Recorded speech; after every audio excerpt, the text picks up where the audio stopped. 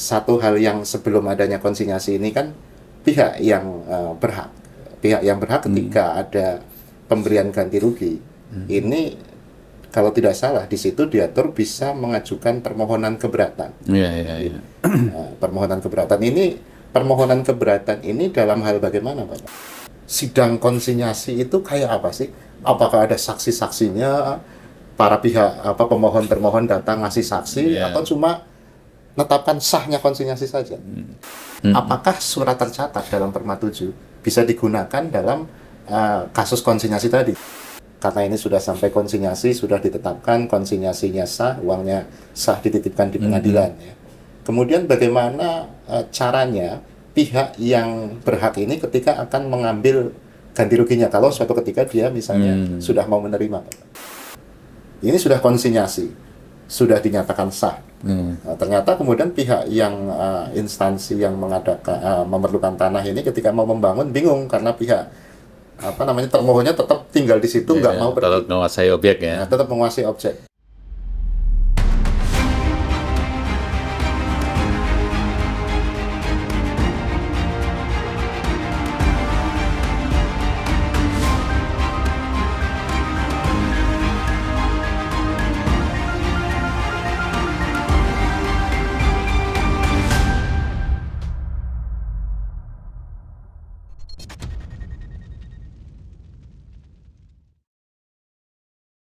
Podium Podcast Ditjen Badilum, kali ini kita bersama Bapak Dr. Heru Pramono, SHM Hum, Wakil Ketua Pengadilan Tinggi DKI Jakarta. Kita akan bincang-bincang mengenai tata cara keberatan dan penitipan ganti rugi tanah untuk pembangunan kepentingan umum. Selamat pagi Bapak. Selamat pagi. Saya senang sekali bisa bincang-bincang dengan Bapak. Ya. Saya dulu ketika ngomongin konsinyasi, zaman dulu saya suka bertanya kepada Bapak. Saya telepon Bapak. Iya. Jadi sekarang kita bisa jumpa di podcast Ditjen Badilum dan kita mohon informasinya Bapak. Iya. Jadi ini ada Perma nomor 3 tahun 2016 dan sekarang sudah dirubah dengan Perma 2 tahun 2021. Ada dua hal ya di situ di Perma itu yang menjadi domainnya pengadilan negeri, yaitu adalah permohonan keberatan dan konsinyasi. Mungkin sekilas bisa dijelaskan dulu Bapak. Iya.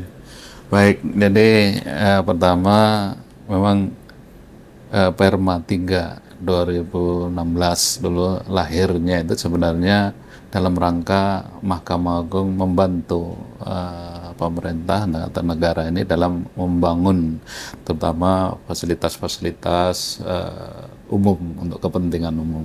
Sehingga pada suatu saat sempat berbincang-bincang dengan Ketua Mahkamah Agung, kemudian Bapak yang mulia Bapak Ketua Mahkamah Agung pada saat itu ada ide, ini kita bisa sebenarnya membantu pemerintah ini dalam rangka itu memudahkan bagaimana melakukan pembangunan. Ya, sebagaimana kita ketahui Presiden 2 periode ini kan banyak ininya ke pembangunan sarana prasarana gitu. Iya. Kemudian pimpinan Mahkamah Agung membentuk Pokja dan tersusunlah Perma nomor 3 tahun 2016. Dan memang dalam Perma di situ memang ada kemudahan-kemudahan, terutama di situ diatur mengenai hukum acaranya bagaimana kalau ada keberatan. Kemudian bagaimana juga kalau kemudian instansi yang memerlukan tanah itu akan melakukan penyimpanan atau konsinyasi di pengadilan. Itu sebenarnya latar belakang awalnya seperti itu ya. Seperti itu. Kemudian dalam perkembangannya karena ada Undang-Undang Cipta Kerja ya, yang salah satu ketentuannya itu sebenarnya pengadaan tanah untuk kepentingan umum ini kan sebenarnya diatur dalam Undang-Undang nomor 2 2012 ininya. Nah, di situ dalam Undang-Undang Cipta Kerja itu dirubah salah satu pasalnya yang dulunya tidak ada ketentuan limitatif mengenai penyelesaiannya kalau ada permohonan penyimpanan di pengadilan, sehingga kadang-kadang pengadilan juga ada yang agak lama, ada ini dan sebagainya. Kemudian ditegaskan di situ tuh dalam waktu 14 hari sejak permohonan terregister itu sudah ditetapkan ininya oleh pengadilan ininya. Nah, dengan adanya perubahan itu maka Perma nomor 3 2016 ya harus dirubah disesuaikan sehingga terbitlah Perma nomor 2 2021 itu. Itu ininya. Jadi Bapak tadi mengenai jangka waktu ya, rupa-rupanya di Perma yang tahun 2021 sudah ada jangka waktu limitatif. Iya. Dan kalau tidak salah juga hari di Perma 3 tahun 2016 ini harinya adalah hari kerja. Iya, Sedangkan di Perma yang baru adalah hari kalender ya. yang beda sekali. Iya. Kemudian satu hal yang sebelum adanya konsinyasi ini kan pihak yang berhak ketika ada pemberian ganti rugi ini kalau tidak salah di situ diatur bisa mengajukan permohonan keberatan. Iya. Permohonan keberatan ini dalam hal bagaimana, Bapak? Ya, gini. Jadi ada kondisi, ada dua hal lah keadaan yang bisa kemudian mengajukan permohonan keberatan. Yang pertama kan ini prosesnya itu kan pada saat ada sebelum diadakan penentuan ganti rugi itu kan ada musyawarah. Ya musyawarah itu didahului juga dengan misalnya pendapat ahli dan sebagainya. Kemudian bermusyawarah lah, ketemulah antara tim pengadaan tanah dengan instansi yang memerlukan tanah dan juga yang dianggap berhak terhadap tanah itu. Kemudian mereka bermusyawarah, kemudian hasil musyawarah itu kemudian dibuatkan berita acara ininya. Nah, terhadap pada saat musyawarah itu ada kemungkinan yang berhak atau kuasa hadir. Hadir, tapi ada juga yang nggak hadir gitu ininya. Tapi dua-duanya menolak hasil musyawarah. Itulah yang baru bisa mengajukan keberatan. Jadi kalau yang hadir dan ternyata dia nggak sependapat dengan hasil musyawarah itu dia juga bisa mengajukan keberatan. Kemudian yang tidak hadir pun kalau dia tidak setuju dengan hasil itu juga bisa mengajukan keberatan. Dan keberatan ini kalau tidak salah berapa hari? 14 nih, Pak. 14 hari setelah musyawarah itu. Bukan sejak. Enggak, setelah artinya hari berikutnya kan kalau. Jadi, dan patokannya dimulai dari tanggal musyawarah tadi. Iya, jadi tanggal musyawarahnya hari ini dihitung mulai besok 14 hari. Karena kalau tidak salah juga ada ketentuan di Perma itu yang bicara sejak. Iya. Kemudian Bapak, tadi mengenai keberatannya ini kan, menolaknya. Menolaknya ini dalam Perma itu kan mengenai bentuk dan besarnya. Iya. Bentuk dan besarnya. Boleh nggak ketika mengajukan keberatan di pengadilan itu meliputi hal lain di luar itu? Bukan mengenai bentuk atau bukan mengenai besarnya. Ya. Jadi khusus untuk keberatan ini adalah berkaitan dengan bentuk dan besarnya ganti rugi.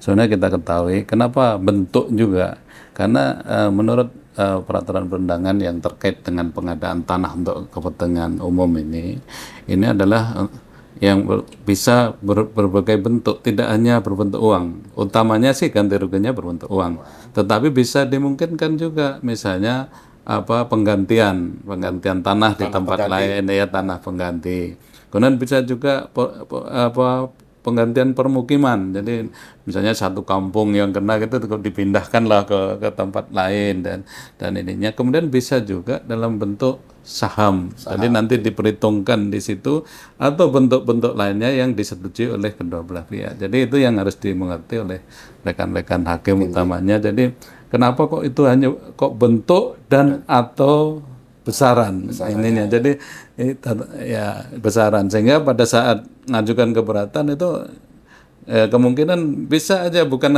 karena besaran aja, tapi bentuknya. Dia minta nggak setuju kalau diganti tanah yang lain, misalnya dia maunya ganti rugi berupa uang dan sebagainya. Jadi nanti patokannya hakim pun hanya dua hal itu. Dua hal yang lain-lain. Iya.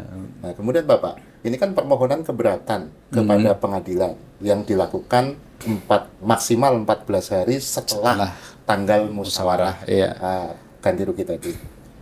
karena ini permohonan didaftarkan di pengadilan, apakah prosedurnya permohonan masuk ditelaah dulu sama panitera atau langsung bisa didaftar saja, Bapak? Iya. Jadi ini inilah uniknya di keberatan ini. Jadi itu bentuknya permohonan, tapi nanti di registernya di gugatan ininya, sehingga proses penelahan dan sebagainya itu tetap harus ada ya ininya awal lah ininya, walaupun tidak seperti gugatan sederhana itu harus misalnya ada hak dari ini untuk meneliti. Ini penelitian mengenai persyaratannya juga ada. Persyaratan minimal itu kan ditentukan di dalam Perma, misalnya di Perma 3 maupun di Perma yang baru kita kan Perma 2 2021 itu kan ditentukan. Dan misalnya mengenai identitas pemohonnya, ya itu kan bisa, kalau itu pemohon keberatannya itu perseorangan, dia juga harus menyampaikan identitas yang jelas, misalnya ada KTP-nya, ada alamatnya di mana dan sebagainya. Kemudian kalau misalnya dia bentuknya itu adalah badan hukum, ya dia harus menunjukkan identitas kedudukannya di mana, kemudian siapa yang berwenang mewakili dan sesuai dengan anggaran dasar anggaran rumah tangga mereka. Dan kalau bentuknya instansi pemerintah juga harus ada SK itu syarat untuk identitas pemohon. Kemudian dia juga harus menyampaikan identitas termohonnya, itu juga harus. Termohon. Kalau termohon ini yang ditarik sebagai termohon siapa, Pak? Ya, yang ditarik termohon kalau kita baca di peraturan perundangan dan Perma yang di Mahkamah Agung ada dua. Yang pertama itu adalah ketua tim pengadaan tanah. Ketua tim pengadaan tanah. Yang kedua instansi yang memerlukan tanah. Iya, ya. jadi nggak boleh lain-lain. Bahkan karena itulah makanya salah satu di pasal di Perma itu kita memungkinkan ada intervensi, ya itu karena nggak bisa orang lain masuk di situ, yang karena hanya dua itu aja yang jadi yang mengajukan permohonan keberatan adalah pihak yang berhak yang menolak ganti rugi. Yang ditarik sebagai termohon itu adalah ketua tim panitia tim pengadaan, pelaksana pengadaan dan instansi yang memerlukan instansi tanah. yang memerlukan tanah. Hanya dua saja. Iya, hanya dua saja. Oke. Nah, kemudian ini kan terdaftar, Bapak. Terdaftar dalam tadi adalah diregister di gugatan. Setelah diregister di gugatan, tentu saja singkatnya ketua pengadilan akan menunjuk. Ini hakim atau majelis hakim bagusnya? Kalau di Perma itu sebenarnya disebutkan kalau hakim itu bisa hakim tunggal, bisa hakim majelis ininya. Nah, inilah sebenarnya kewenangan diserahkan kepada ketua pengadilan. Jadi ketua pengadilan kan bisa lihat perkara ini kira-kira agak berat atau enggak ininya, masalahnya agak perlu majelis atau tunggal gitu. Sehingga itulah yang ada beberapa ketua pengadilan itu lebih cenderung, kalau saya cenderung majelis saja, Pak, karena ini kan masalah-masalah penting, masalah dan harus cepat ininya, supaya kalau 3 orang yang mikir kan bisa lebih tepat, lebih ya ininya ya. Tetapi itu kita serahkan menurut Perma itu diserahkan pada ketua pengadilan. Ya, kalau pengalaman saya sendiri biasanya saya majelis. Iya. Nah, kemudian Bapak ditunjuklah majelis hakim. Kemudian kalau di Perma ini kalau tidak salah disidangkan dalam 30 hari. 30 harinya kalau dulu kerja, sekarang berarti juga kalender. Apakah dalam perkara yang disidangkan itu selama 30 hari itu ada proses misalnya replik, duplik, intervensi, rekonvensi, kesimpulan, ada tidak, Bapak? Jadi tegas di dalam Perma mengenai Perma 3 2016 dan Perma 2 2021 itu ditegaskan bahwa dalam proses pemeriksaan persidangan itu tidak ada eksepsi, tidak ada rekonvensi, tidak ada intervensi, bahkan tidak ada replik, duplik dan kesimpulan. Oh, tidak ada. Tidak ada. Jadi jawaban aja. Jawaban, langsung pembuktian. Putus. Itu pun kan ada ditentukan di dalam Perma kita itu bahwa pada saat hakim menetapkan hari sidang, ya begitu tadi diregister, kemudian hitungannya kan dari register bukan dari ini, itu hakim itu harus juga membuat code kalender, dan code kalender ini harus disepakati dan jadi pedoman. Bahkan kalau apa pihak-pihak tidak mengikuti court kalender yang disusun oleh hakim atau majelis hakim ini, itu dianggap tidak menggunakan haknya ini. Jadi harus benar-benar ini saklek lah kita dalam menerapkan court kalender tersebut. Kalau nggak salah malah di Perma itu ketika melakukan panggilan sidang itu dilampiri. Iya, sudah dibawa jadwal sidang. sama jurusita. Artinya dari awal hakim sudah membuat jadwal sidang dan dilampirkan di panggilan. Iya, iya. Jadi pada saat jurusita melakukan panggilan itu sudah court kalendernya juga disampaikan di sini, ini loh tanggal-tanggal sidangnya, tanggal ini dan agendanya apa gitu, udah jelas di situ. Kalau kemudian misalnya pemohon ini sidang dipanggil, pemohon sidang pertama umpama tidak datang, panggil lagi sidang kedua tidak datang, diputusnya bagaimana Pak? Iya, kalau penggugatnya nggak hadir ya, pemohonnya nggak hadir ya digugurkan. Iya. Tapi bagaimana kalau termohon yang tidak datang? Ya, kalau termohon tidak datang, sebagaimana kalau kita dalam perkara umum pun kan biasanya dipanggil lagi sekali lagi. Ternyata tidak datang juga, padahal sudah kita lihat panggilannya sudah sah dan patut, ternyata nggak datang, itu bisa dilanjutkan pemeriksaannya tanpa kehadiran dari ini, tapi harus dengan pembuktian ininya. Jadi namanya bukan first take. Bukan, ya, bukan. Kalau di sudah dalam Perma itu nggak langsung disebutkan first take, itu nggak disebutkan, tapi dia bisa diperiksa tanpa kehadiran itu, tetapi pembuktian tetap jalan gitu ininya. Gitu. Iya. Dan sampailah kemudian diputus 30 hari ya. Putusan itu mungkin ada dikabulkan, ada kalau dikabulkan atau ini hanya mengenai tadi ya dua tadi. Bentuk ganti rugi dan besarnya saja. Paling tambahnya ya biaya perkara, pembebanan biaya perkara. Iya. Nah, memungkinkan nggak? Karena ini kan tidak ada eksepsi. Putusannya NO misalnya Bapak. Ya kalau sudah melalui proses itu kan udah nggak mungkin karena itu dari awal kan sudah persyaratannya di ini ya. Kecuali mungkin jangka waktunya ya dari awal sudah bahwa dia jangka waktunya udah melewati. Ternyata hari ke-15 ngajukan. Ya, itu boleh ya. Jadi kemudian diputus, setelah diputus masih ada upaya hukum lagi Bapak? Upaya hukum yang bisa dilakukan adalah mengajukan kasasi ke mahkamah. Jadi dilewati bandingnya, ya nggak ada banding. Ya. Jangka waktu 14 hari. Iya 14 hari juga. Sejak diucapkannya putusan kalau mereka hadir semua. Tapi kalau tidak hadir, tentu yang tidak hadir itu sejak pemberitahuan. Iya. Tapi ini bukan setelah. Sejak. Hari ini diputus, terhitung mulai hari ini. Iya. Kemudian memori kasasi Bapak? Memori kasasi kan 7 hari kalau nggak salah ya, 7 hari setelah itu ajukan. Jadi memori kasasi bukan 14 hari, 7 hari. Jadi kalau lebih dari itu bisa memungkinkan untuk bikin penetapan tidak dikirimkan kepada Iya, TMS bisa. Kemudian ini upaya hukumnya kasasi diputus sampai Mahkamah Agung. Oke Bapak. Ini berkaitan dengan keberatan. Kemudian kita beralih ke masalah konsinyasinya ya, penitipannya. Keberatannya sudah. Konsinyasi ini kalau ini sudah kita bincang-bincang mengenai keberatan tadi. Mengenai konsinyasi, apakah konsinyasi itu atau penitipan di pengadilan dimungkinkan ketika sidang keberatan tadi masih berjalan, artinya belum berkekuatan hukum tetap, atau malah jangka waktu 14 hari setelah tanggal musyawarah ganti kerugian ini belum habis, boleh nggak diajukan penitipannya? Iya.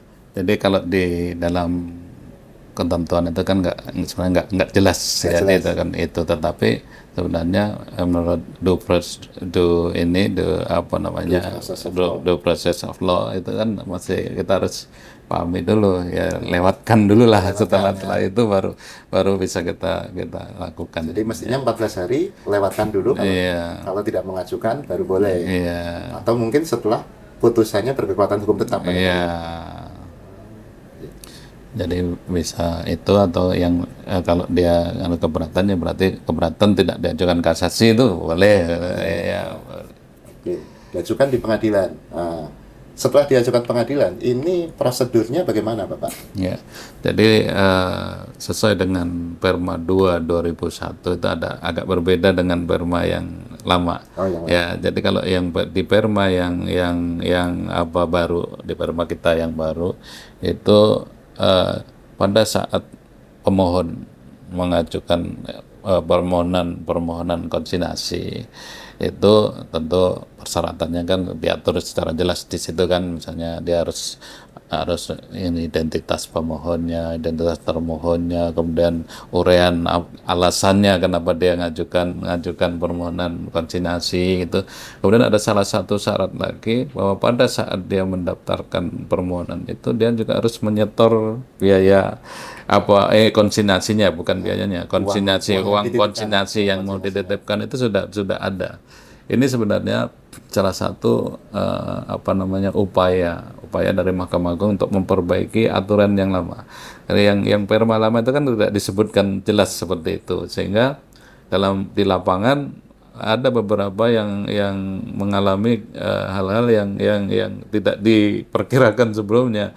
Begitu sudah ditawarkan oleh jurusita ke termohon, ternyata termohonnya mau menerima, begitu mau diambil duitnya belum siap gitu. Sehingga jadi kewibawaan pengadilan ini jadi terganggu. Ini saya pernah ngalami itu kalau gitu. Waktu masuk perma yang lama kita menawarkan, diterima, tetapi ternyata duitnya belum ada. Terus kita kan bagaimana, pengadilan malu kita kan. Ya itulah makanya dalam pembahasan untuk perma yang baru itu dibahas juga dan akhirnya dimasukkan dalam salah satu ini. Kemudian yang kedua terkait dengan jangka waktu pemeriksaan sampai kemudian dengan putusan penetapan, mengeluarkan penetapan, mengabulkan atau menolak itu yang aturan yang lama kan tidak ditentukan, sehingga berbeda-beda antara satu pengadilan dengan pengadilan lain.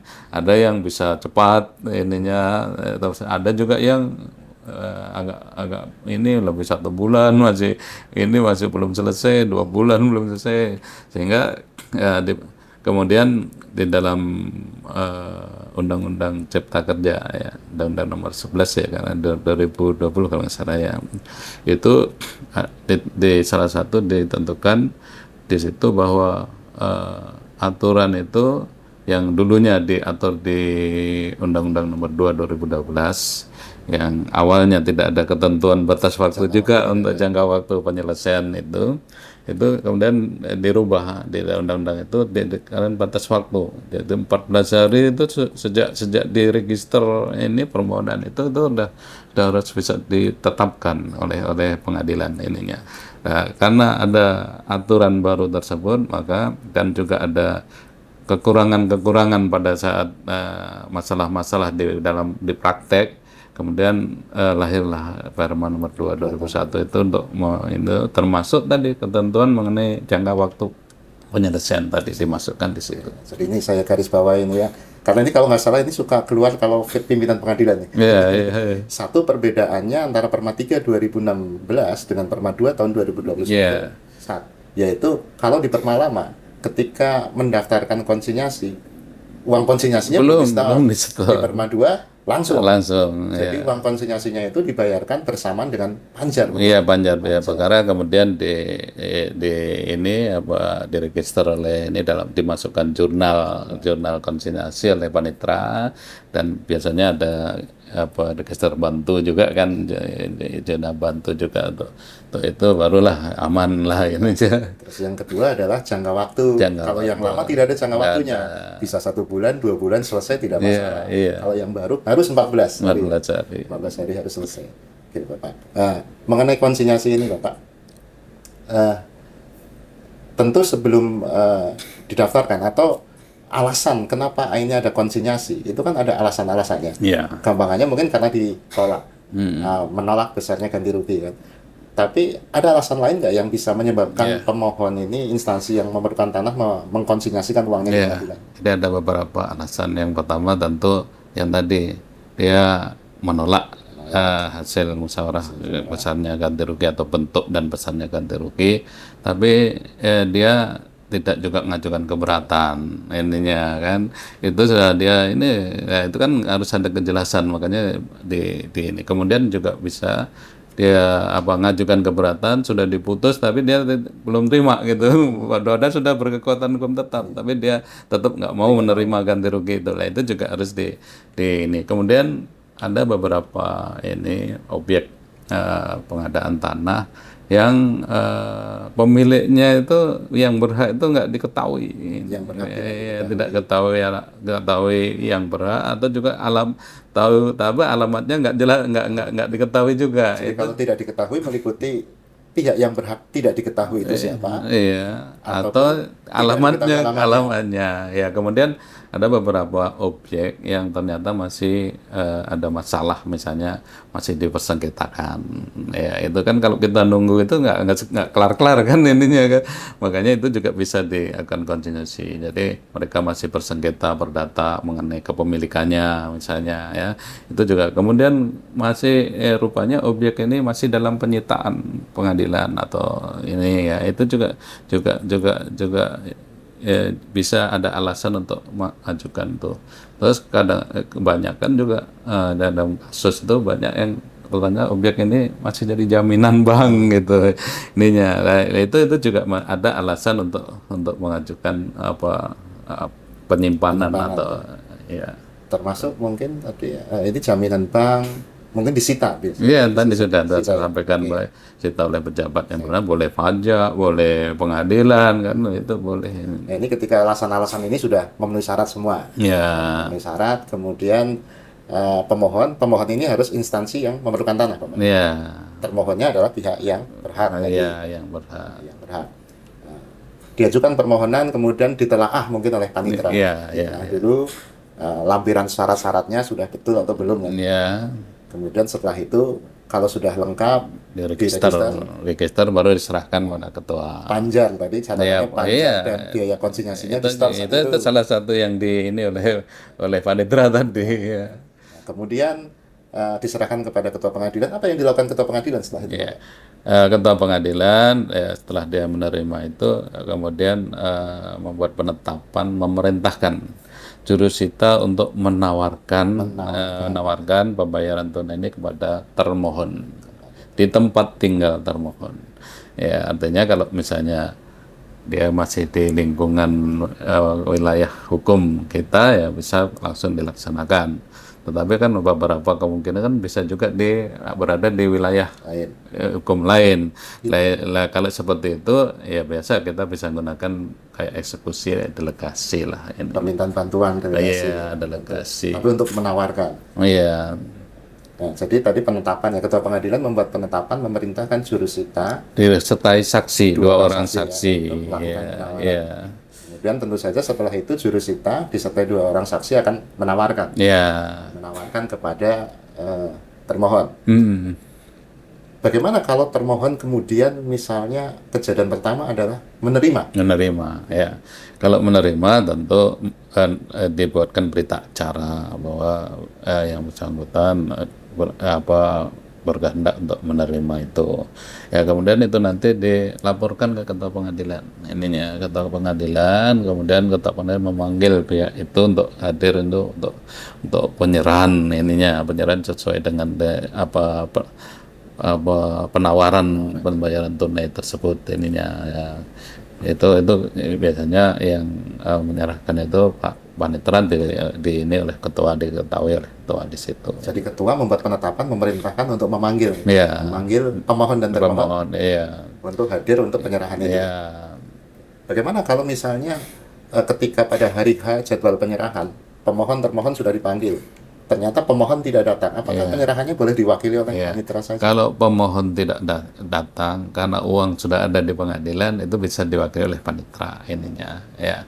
Itu berbeda kalau yang termohonnya nggak datang. Ya, kalau termohonnya nggak datang, ya berarti dianggap dia menolak tadi, walaupun dia di dalam berita acara itu menyatakan menerima, tetapi dia nggak hadir di situ, ya berarti dianggap menolak. Oh, jadi kalau termohon ini pas penawaran menerima, Iya, dipanggil kan penyerahan, bisa aja berubah pikiran kan. tidak datang. Iya. Ketika tidak datang, maka kemudian adalah lanjutannya apa? Apa penetapan konsinyasi dari ketua, Bapak? Sah?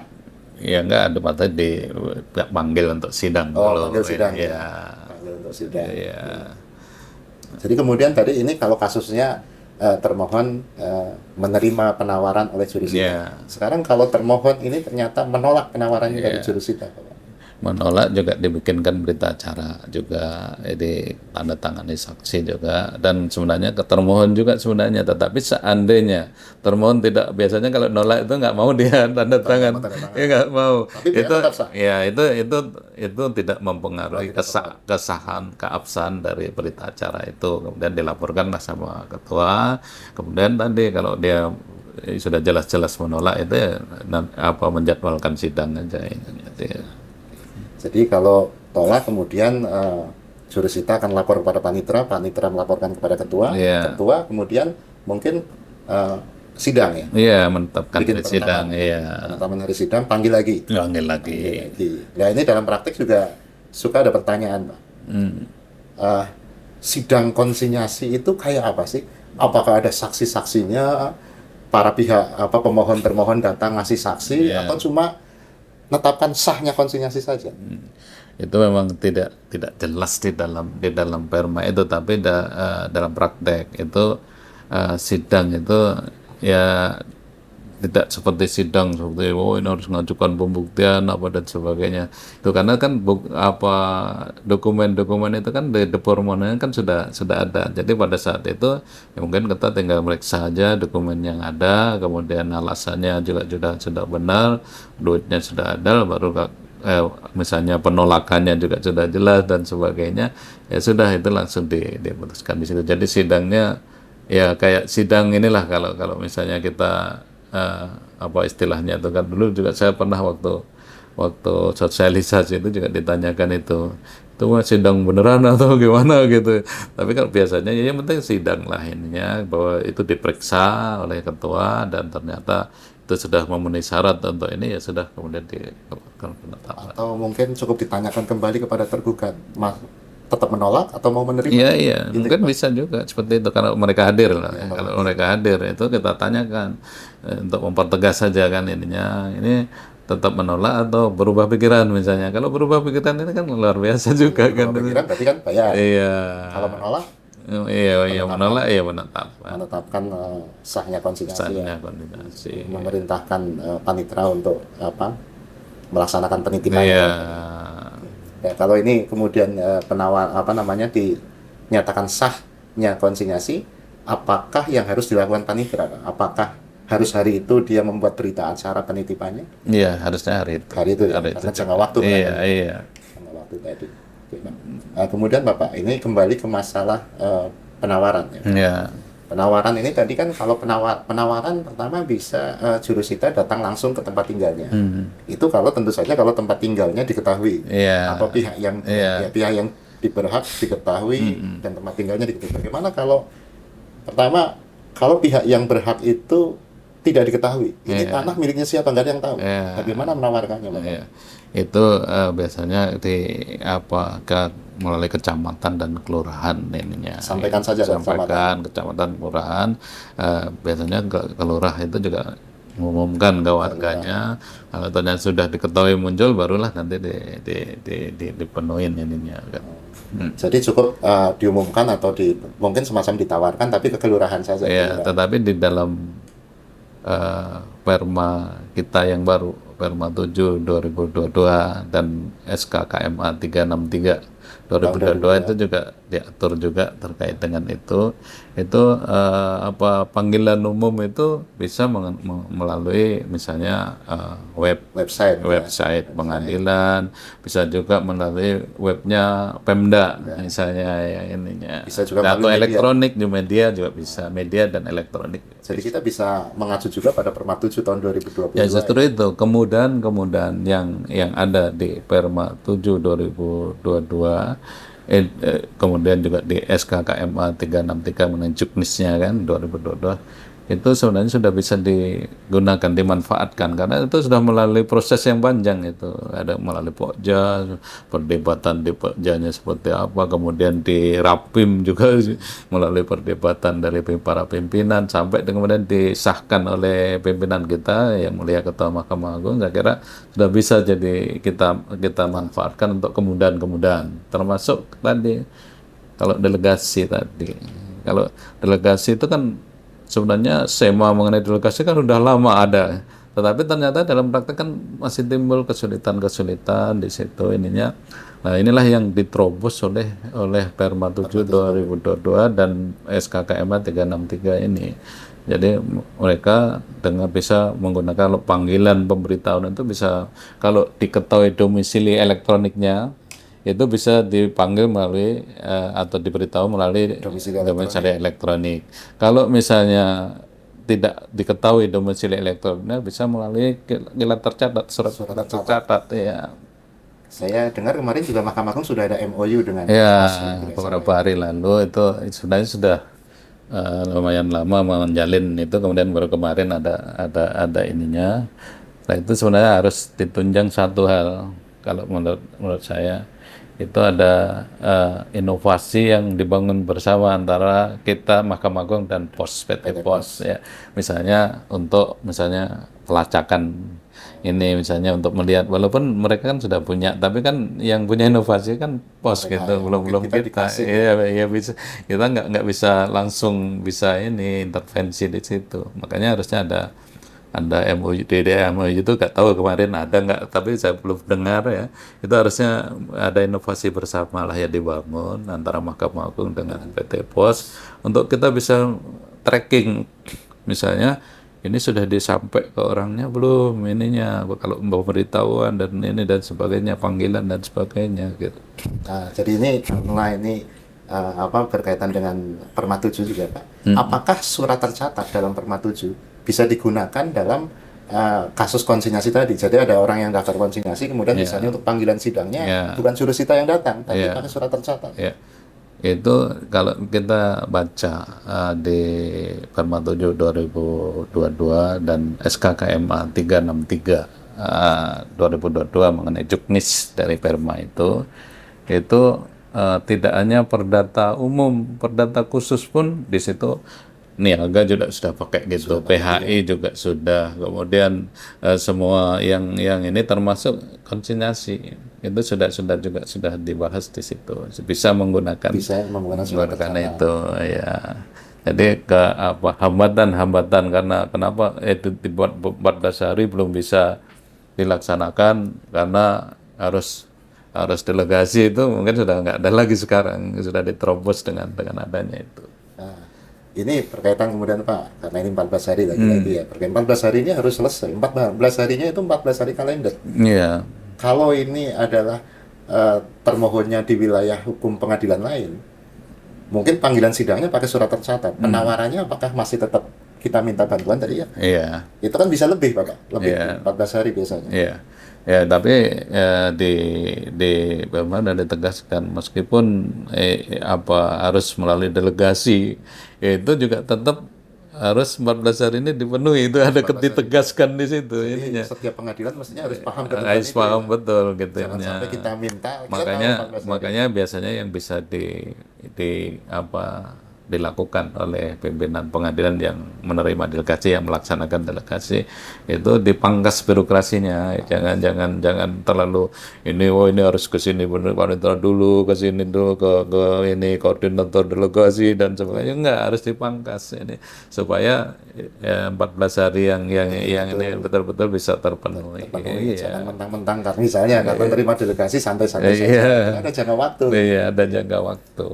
Nah, kemudian Bapak, ini berkaitan dengan, karena ini sudah sampai konsinyasi, sudah ditetapkan konsinyasinya sah, uangnya sah dititipkan di pengadilan ya. Kemudian bagaimana caranya pihak yang berhak ini ketika akan mengambil ganti ruginya kalau suatu ketika dia misalnya sudah mau menerima? Ya, jadi seperti tadi yang kita sampaikan, akan ada beberapa kategori tadi ya.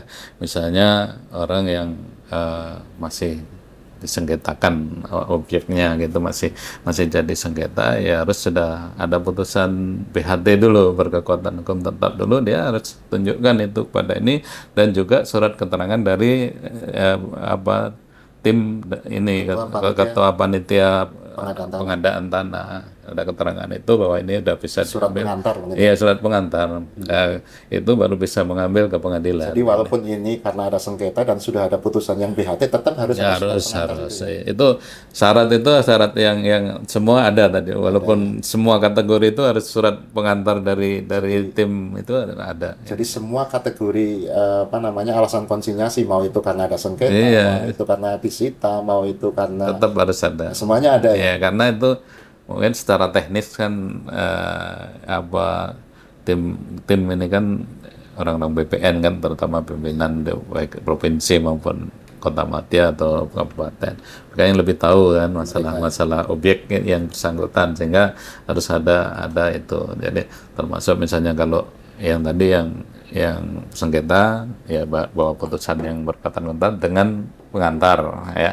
Kemudian kalau yang disita ya, itu harus dari keterangan dari pejabat yang menyita bahwa ini sudah nggak dalam keadaan sita lagi, dengan juga surat pengantar dari tim juga ininya ya. Kemudian kalau dia dijaminkan di bank misalnya, dia harus ada keterangan dari bank bahwa ini sudah nggak dijaminkan lagi, sudah Ada persetujuan dari ada persetujuan dari bank. Kemudian juga masih ada pengantar dari lagi tim ya. tadi. Nah ini kalau panitia pengadaan tanah ini sudah bubar misalnya karena sudah lama, dari siapa jadi Pak? Ya, itu dari ketua BPN, kepala BPN ya. Gitu ya. Nah, kemudian Bapak, ini sudah konsinyasi, sudah dinyatakan sah. Nah, ternyata kemudian pihak yang instansi yang mengadakan memerlukan tanah ini ketika mau membangun bingung karena pihak termohonnya tetap tinggal di situ, nggak mau pergi. Tetap menguasai objek ya. Nah, tetap menguasai objek. Ya, ini pertanyaan yang menarik karena inilah yang ditunggu-tunggu oleh ketua-ketua pengadilan itu ininya ya, karena ya sebenarnya dulu sebelum ada peraturan pemerintah yang baru 19 2000 berapa 22 ya 2021 ya 19 2021 itu ada kepres ya perpres mungkin. Perpres yang mengatur 71 ya, Perpres 71 2012, kemudian diperbarui ada yang 2015 ada dan sebagainya. Itu ada salah satu pasal di situ kalau nggak salah yang Perpres yang lama yang 71 2012 itu di pasal 95 kalau nggak salah.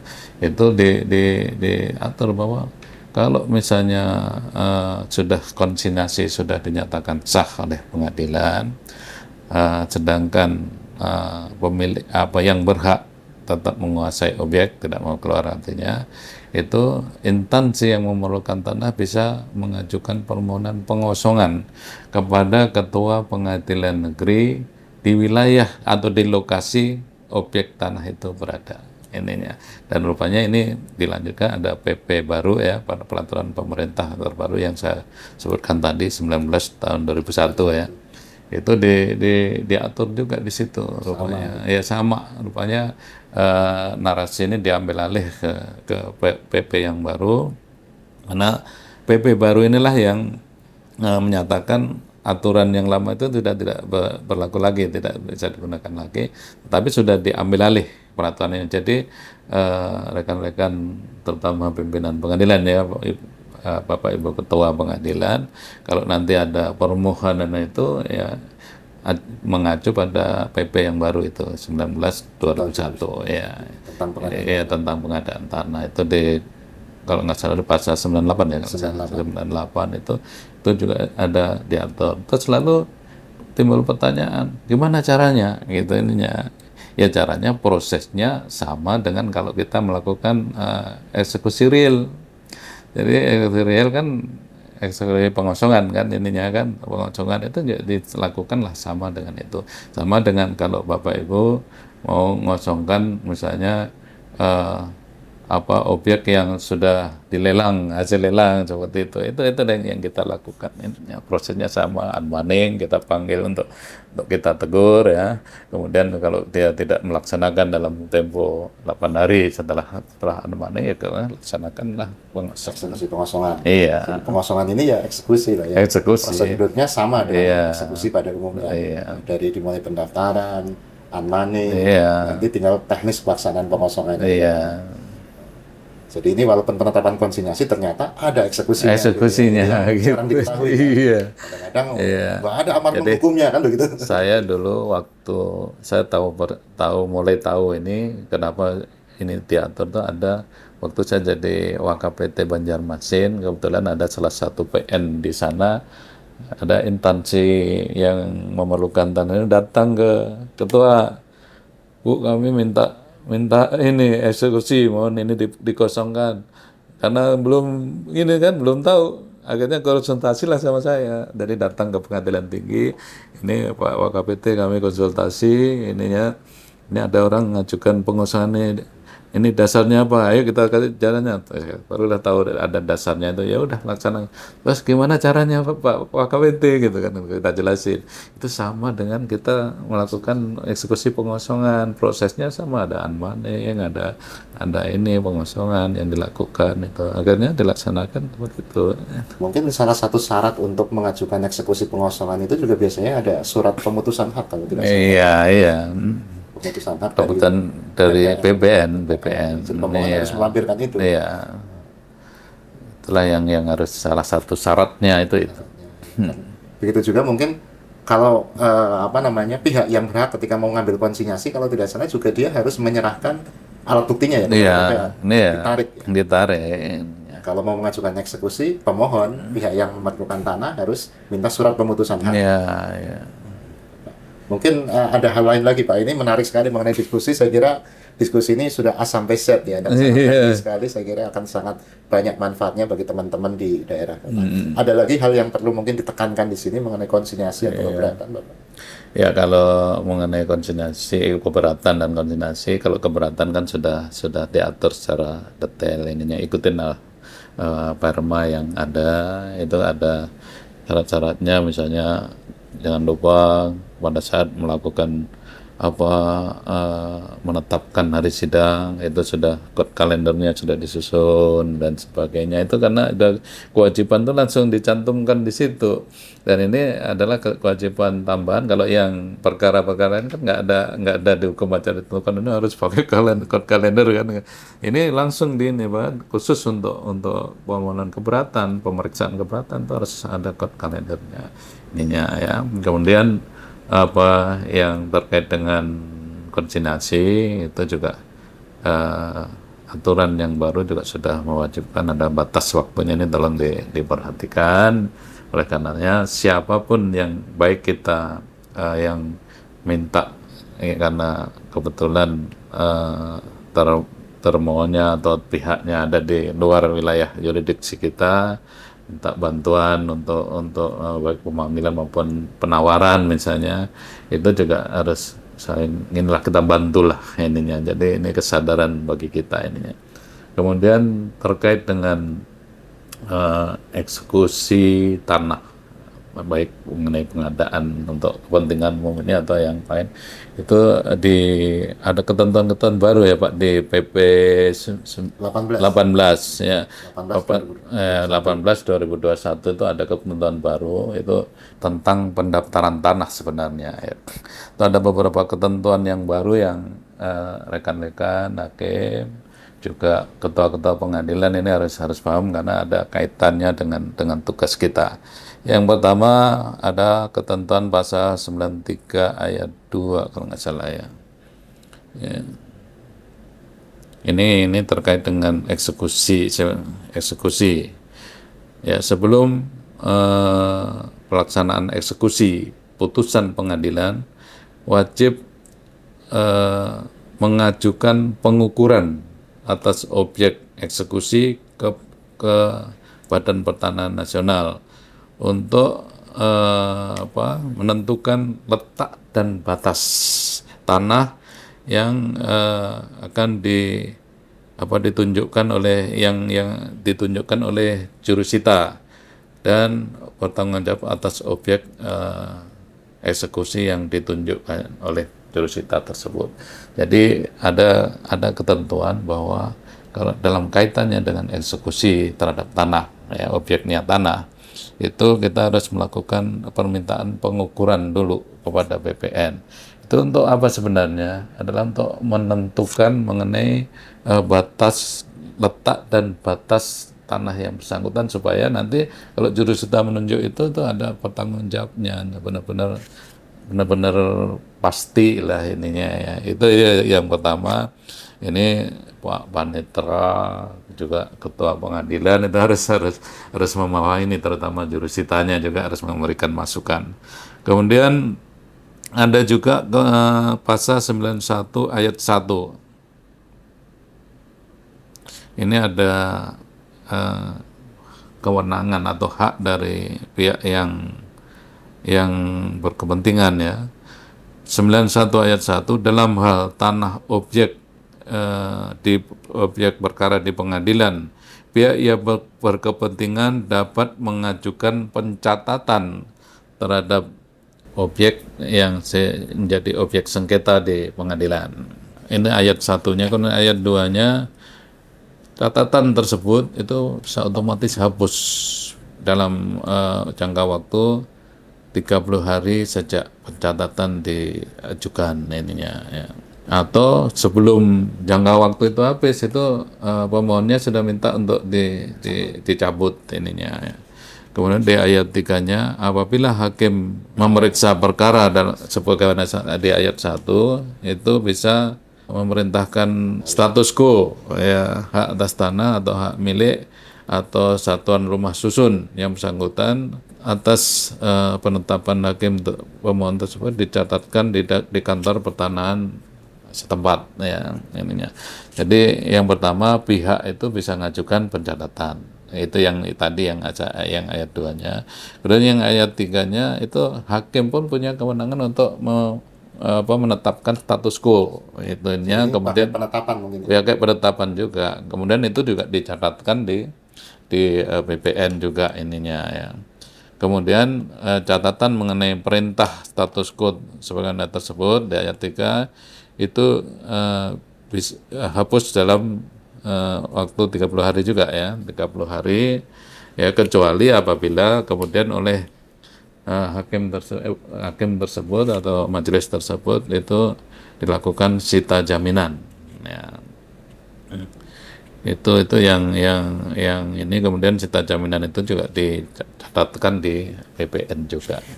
Inilah hal-hal yang mungkin nanti Bapak Ibu tolong dipelajari PP nomor 18 tahun 2021 tentang pendaftaran tanah.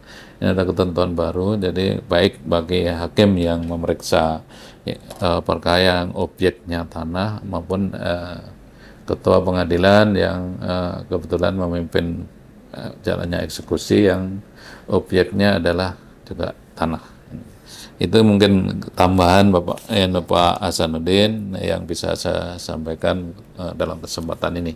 Ya, ini menarik sekali diskusinya dengan Bapak, dapat banyak pencerahan, malah tambah lagi juga berkaitan dengan PP pendaftaran tanah. Ini ada kewenangan baru bagi hakim ya untuk membuat penetapan status quo ini yang harus kita mungkin bisa terapkan, kita pahami sehingga di lapangan juga tidak ragu-ragu kalau ada permintaan misalnya dari pihak untuk adanya penetapan status quo. Saya kira mungkin begitu Bapak bincang-bincang kali ini. Sekali lagi terima kasih. Atau mungkin ada closing statement dari Bapak? Oke. Baik, jadi seorang hakim itu selalu saya tekankan, yang pertama kita pegang adalah pertama integritas, yang kedua adalah profesional ya. Itu dua-duanya itu tidak bisa terpisahkan, saling mengisi kan ininya. Jadi kalau integritasnya bagus tapi profesionalnya kurang ya juga nggak bagus juga ya. Demikian juga sebaliknya malah bahaya kalau misalnya orangnya pintar tapi nggak berintegritas juga inilah yang harus kita tingkatkan terus. Ini juga sesuai dengan kode etik dan PPH kita yang salah satunya juga ada yang sifat profesional kan ininya. Tingkatkan terus ilmu kita, dan media podcast Badilum ini luar biasa, apalagi saya ikutin perkembangannya tuh banyak juga bahas selain kegiatan-kegiatan yang bersifat umum, misalnya ada akreditasi ZI dan sebagainya, tetapi juga ada yang diskusi teknis seperti ini dikembangkan terus Pak Hasanuddin, karena ini kebutuhan kita sebenarnya, kita semua ya. Jadi dengan kesibukan kita, dengan banyaknya kegiatan kita masih sempat untuk saling sharing terkait dengan tugas-tugas pokok kita. Saya kira gitu Pak Hasanuddin. Saya terima kasih sudah mengundang kami jadi narasumber ininya, dan mohon maaf apabila ada kekurangan dan kekeliruan saya. Terima kasih. Baik, terima kasih Wakappt DKI. Pesannya integritas dan profesional itu berkelindan, jadi harus seiring sejalan. Sekali lagi terima kasih Bapak. Sehat Saya selalu. sama-sama.